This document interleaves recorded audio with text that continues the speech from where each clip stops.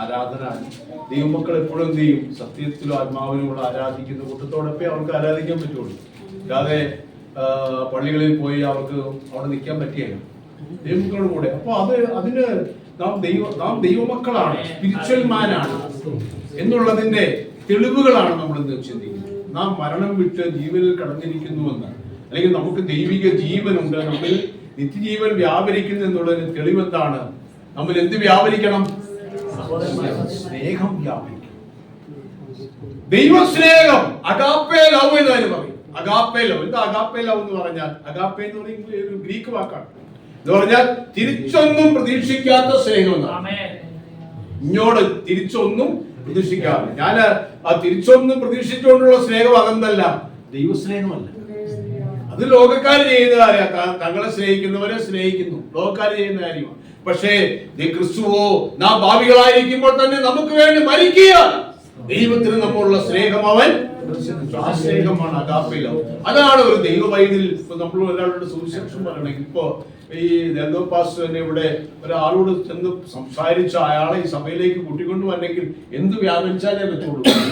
ചിലപ്പോൾ അങ്ങോട്ട് കൊടുക്കേണ്ടതായിരിക്കും വരുന്നത്. ആ വ്യക്തിയെ നമ്മൾ കണ്ടുമുട്ടുമ്പോൾ അവർക്ക് എന്തെങ്കിലും പ്രയാസമാണ് അങ്ങോട്ട് കൊടുക്കുക, അല്ല ഇങ്ങോട്ടൊന്നും കിട്ടുമെന്ന് പ്രതീക്ഷിച്ച് നമുക്ക് ആരെയും നമുക്ക് സുവിശേഷം പറയാൻ പറ്റില്ല. അപ്പോ ആ ഒരു സ്നേഹം വ്യാപരിച്ചാൽ മാത്രമേ കഴിയത്തുള്ളൂ. സഹോദരന്മാരെ, പ്രിയപ്പെട്ടവരെ, ശരിയായിട്ടുള്ള ഒരു ശരിയായ ദൈവവൈദ്യരുടെ ജീവിതത്തിൽ ഞാൻ പറയട്ടെ, ആത്മീക ജീവൻ പ്രാപിച്ച ഒരു വ്യക്തിയുടെ ജീവിതത്തിൽ യഥാർത്ഥ സ്നേഹം എന്ത് ചെയ്യും? കവിഞ്ഞൊഴിയും. ഇവിടെ കൊരിന്ത്യർ ലേഖനത്തിൽ പൗലോസ് 13-ാം അധ്യായത്തിൽ ഒരു അധ്യായം തന്നെ അതിനെക്കുറിച്ച് പറഞ്ഞിട്ടുണ്ട്.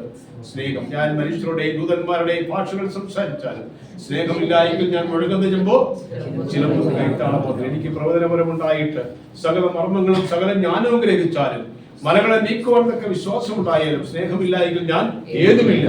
എനിക്കുള്ളതെല്ലാം അന്നദാനം ചെയ്താലും എന്റെ ശരീരം ചുടുവാനെ ഏൽപ്പിച്ചാലും സ്നേഹമില്ലായെങ്കിൽ എനിക്കൊരു പ്രയോജനവുമില്ല.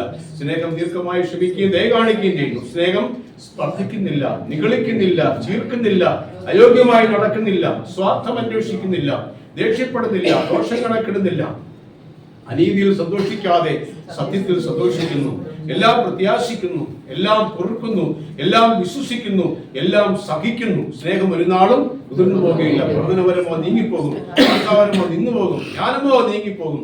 അംശമായി മാത്രം നാം അറിയുന്നു, അംശമായി മാത്രം പ്രവചിക്കുന്നു. പൂർണ്ണമായിട്ട് വരുമ്പോൾ അംശമായത് നീങ്ങിപ്പോകും. ഞാൻ ശിശുവായിരുന്നപ്പോൾ ശിശുവിനെ പോലെ സംസാരിച്ച്, ശിശുവിനെ പോലെ ചിന്തിച്ചു, ശിശുവിനെ പോലെ നിരൂപിച്ചു. പുരുഷനായ ശേഷമോ ഞാൻ ശിശുവിനുള്ളത് തേച്ചു കളഞ്ഞു. ഇപ്പോൾ നാം കണ്ണാടിയിൽ കടമൊഴിയായി കാണുന്നു, അപ്പോൾ മുഖാമുഖമായി കാണും. ഇപ്പോൾ ഞാൻ അംശമായി അറിയുന്നു, അപ്പോൾ ഞാൻ അറിയപ്പെട്ടതുപോലെ തന്നെ അറിയും. ആകയാൽ വിശ്വാസം, പ്രത്യാശ, സ്നേഹം, ഈ മൂന്നും നിലനിൽക്കുന്നു. ഇവയിൽ വലിയതോ ദൈവത്തിന് സ്തോത്രം. അപ്പോൾ എല്ലാത്തിലും വലിയതെന്താണ്? ഒരു നാള് സ്നേഹം ഉതിർന്നു പോകും. പ്രിയപ്പെട്ടവരെ, നമ്മൾ ആ സ്നേഹം വ്യാപരിക്കുന്നു എന്നുള്ളത് എന്തിന്റെ എവിഡൻസ് ആണ്? നാം മരണം വിട്ട് ദൈവിക ജീവനിലേക്ക്, അല്ലെങ്കിൽ കർത്താവ് മൂലം ദൈവം നമുക്ക് നേടിത്തന്ന അല്ലെങ്കിൽ നൽകിയ നിത്യജീവൻ നമ്മുടെ ഉള്ളിൽ ഉണ്ടെന്നുള്ളതിന്റെ തെളിവാണ് എന്ത്? നമ്മൾ എന്ത് വ്യാപരിക്കുന്നത്? ദൈവസ്നേഹം.